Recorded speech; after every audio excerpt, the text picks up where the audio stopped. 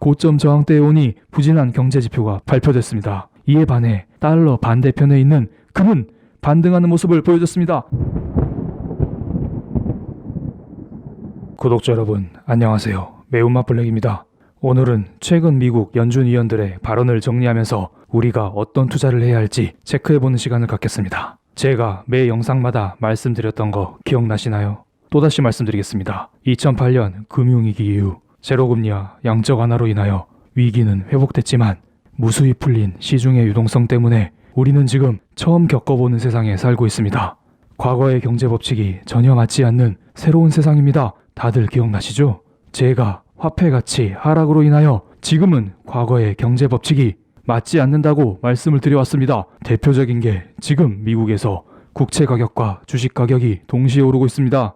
일반적으로 국채는 안전자산으로 분류되어 있고 주식은 위험자산으로 분류되어 있습니다. 이 두 개가 동시에 오른다는 게 말이 되나요? 이것만 봐도 지금 세상은 과거와 다른 식으로 흘러가고 있다는 것을 아셔야 합니다. 왜 그럴까요? 2008년에 양적 완화를 통해 시중에 꽤 많은 돈이 뿌려졌습니다. 그런데 2019년 들어 다시 시중에 돈이 뿌려지고 있습니다. 말 그대로 시중에 돌아다니는 달러가 증가하면서 달러의 가치가 낮아지고 있습니다. 그러면서 이 넘치는 달러가 여기저기 다 들어가고 있는 것입니다. 국채에도 투입되고 주식에도 투입되고 부동산, 금 여기저기 다 투자되고 있습니다. 그래서 저는 이 사태를 예견하여 앞으로 버블 장세가 온다고 말씀을 드려왔습니다. 그 버블 아직 시작도 안 했습니다.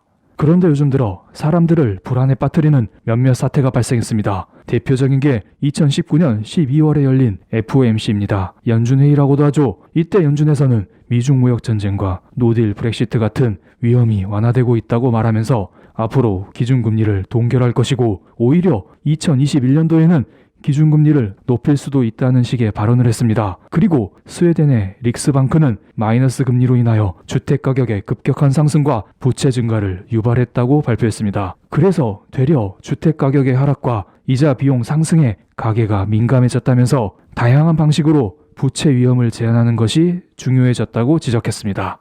마이너스 금리로 인하여 그들이 원하는 경제는 살리지 못하고 부채 증가와 부동산 가격 상승만 유발시켰다는 말입니다. 그래서 2019년 12월 19일 스웨덴은 기준금리를 0.25% 인상하면서 마이너스 금리 시대를 종결시켰습니다.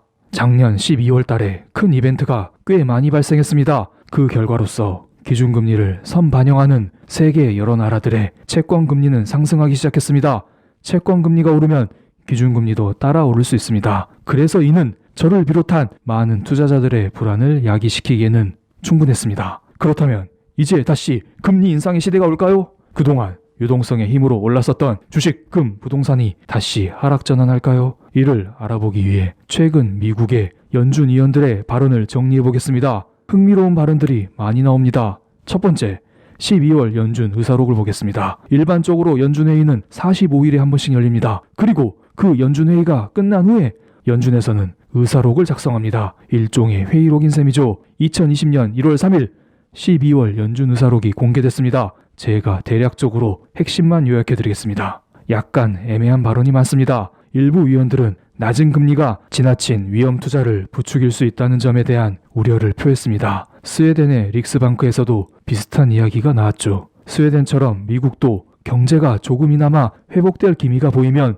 기준금리를 다시 올릴 가능성도 있겠네요. 다만 지금은 일부 위원들의 발언일 뿐이니 큰 걱정은 하지 않으셔도 됩니다. 여기에서 금리를 올리면 또 다시 강달러 현상이 발생하면서 세계 경제는 혼란에 빠지게 됩니다. 모든 자금이 미국으로만 쏠리게 됩니다. 그런데 이 현상은 미국이 이미 2019년까지 겪지 않았나요? 더 이상 미국 나홀로 성장은 어렵다는 것은 그들도 잘 알고 있습니다. 이런 무리수를 또다시 반복할 거라 생각하진 않습니다. 그래서 미국 연준에서는 대외 악재를 매우 중요시 여기고 있습니다. 또한 의사록에서는 레포 시장이 불안하다고 말하면서 현재 재정증권 매입 프로그램에 단기 국채를 추가하는 방안에 대해서도 논의했습니다. 이 문제는 이전 영상에서도 말씀을 드려왔습니다. 간단히 말씀드리면 시장에 돈을 더 풀겠다는 말입니다. 화폐 가치가 더더욱 하락하겠죠. 그런데 여기에서 매우 애매한 한마디를 던집니다. 초과 지급 준비금리 IOER을 상향 조정해야 할 필요가 있다는 견해를 표했다고 합니다. IOER은 시중은행이 중앙은행격인 연준에 돈을 맡길 때 받는 이자입니다. IOER이 높아지면 시중은행 입장에서는 일반 사람들에게 대출해주는 것보다 연준에게 돈을 맡기면서 이자를 먹는 게 더 유리하기 때문에 시중의 유동성이 감소하게 됩니다.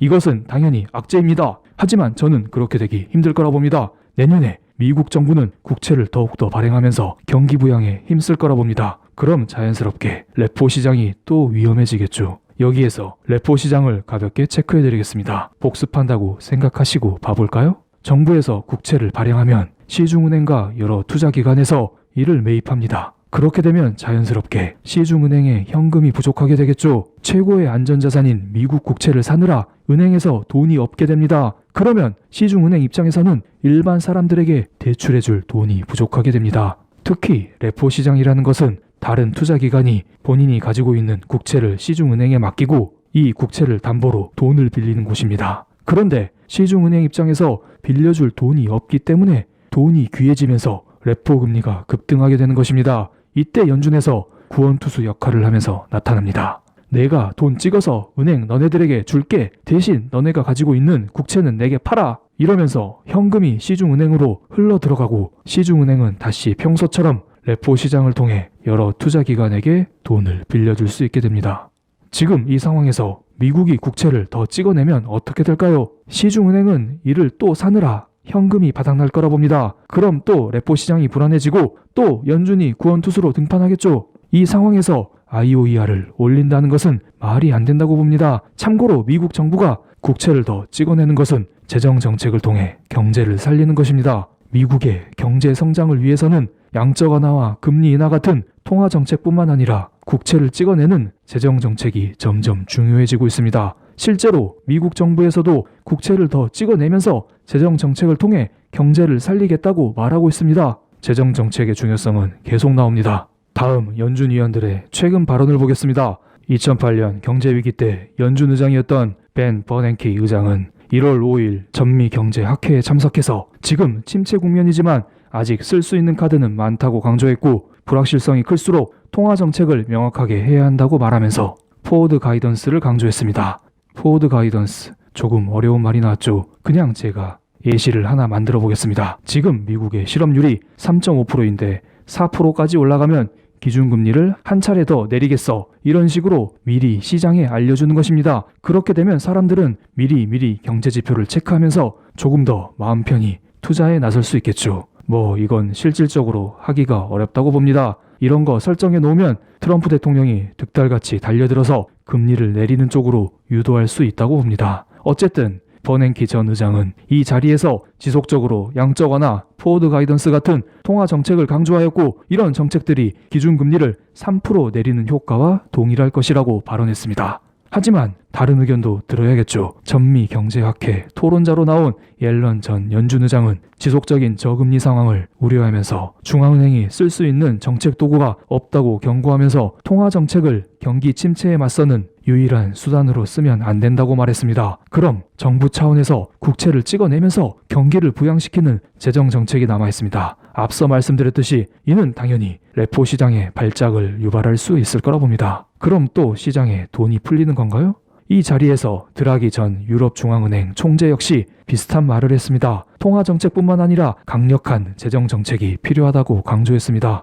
요즘 재정 정책 이야기가 자주 나옵니다. 2020년도 우리의 투자 방향은 어느 정도 정해져 있다고 봅니다. 정부의 재정 정책으로 인하여 화폐 가치는 더더욱 하락할 것이고 우리의 부금을 더욱 굳건히 만드는 2020년이 될 거라 봅니다. 부금. 이제 전 위원이 아닌 현직 위원들의 발언을 살펴보겠습니다.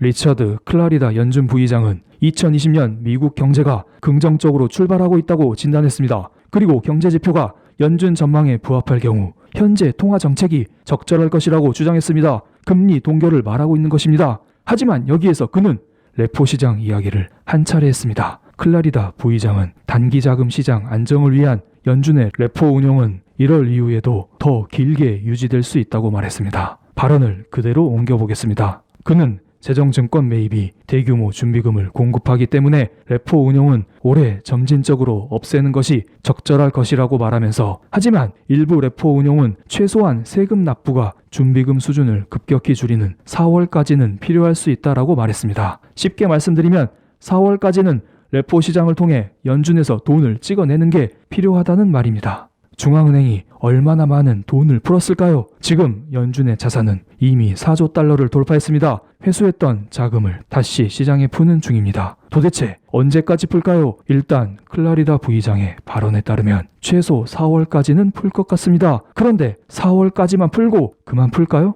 미국 국채를 계속 찍어내면 레포 시장은 더더욱 불안해질 텐데요. 레포 시장의 불안은 2019년 9월에 시작됐습니다. 그때 연준은 바로 2천억 달러를 풀면서 레포 시장 안정화에 나섰습니다. 그리고 10월 말에 레포 한도를 750억 달러에서 1200억 달러로 확대하겠다고 발표했습니다. 또한 매달 600억 달러의 단기채를 매입하면서 시중에 돈을 풀겠다고 발표했습니다. 또 말씀드립니다. 그런데 내년에 미국이 국채를 더 찍어낸다고 합니다. 여기에서 레포 시장이 안정화될까요? 아니면 더 불안해질까요? 다들 아시겠지만 정책 관리자들은 항상 시장을 좋게만 봅니다. 아니죠. 정정하겠습니다. 그들은 진실을 알고 있겠지만 항상 좋게 발표합니다. 더 재밌는 것은 아직도 연준에서는 레포 시장이 불안해지고 레포 거래 한도를 확대하는 구체적인 이유를 밝히고 있지 않습니다. 시장에서는 그냥 단순히 초단기 자금 시장이 아직 나아지지 않고 있으니 우리도 이에 맞춰 투자하자라는 식으로 해석하고 있을 뿐입니다. 게다가 최근 들어 스탠딩 레포 이야기도 나오고 있습니다. 스탠딩이 뭔가요? 서 있다? 레포 시장이 항상 열린다는 말입니다. 우리는 일반적으로 자신의 미국 국채를 시중은행에 담보로 맡기고 은행으로부터 돈을 빌립니다.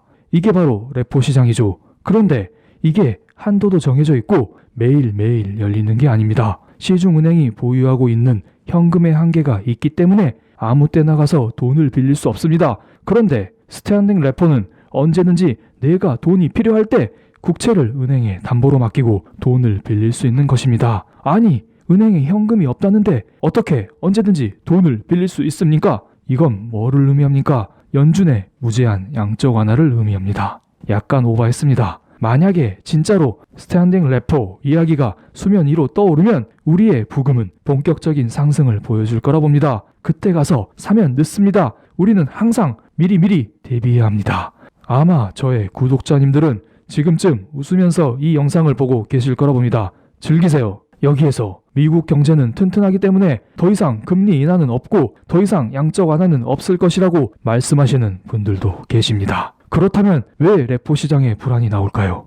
조금 이해가 안 됩니다. 아무도 진실을 말하고 있지 않습니다. 그래서 우리는 각자 대비해야 합니다. 미국 경제를 잠깐 체크하면서 영상 마무리하겠습니다. 며칠 전 미국 ADP 민간 고용 수치가 꽤 좋게 나왔습니다. 기억하시죠? 12월 미국 민간 고용이 20만 2천 명을 기록하면서 예상치인 16만 명을 크게 상회했습니다. 전월에 6만 7천 명으로 시장 예상을 크게 하회했던 11월치가 12만 4천 명으로 대폭 상향 수정되기도 했습니다. 그래서 사람들은 당연히 미국 노동부에서 발표하는 고용 지표 역시 좋게 나올 것이라고 기대했습니다. 하지만 뚜껑을 열어보니 전혀 달랐습니다. 미국 노동부는 지난해 12월 비농업 부문 고용이 14만 5천 명 증가했다고 발표했습니다. 월스트리트 저널이 집계한 조사치 16만 명 증가에 다소 못 미쳤습니다. 게다가 10월과 11월 고용 수치 역시 하향 조정됐습니다. 지난 11월 신규 고용은 26만 6천 명이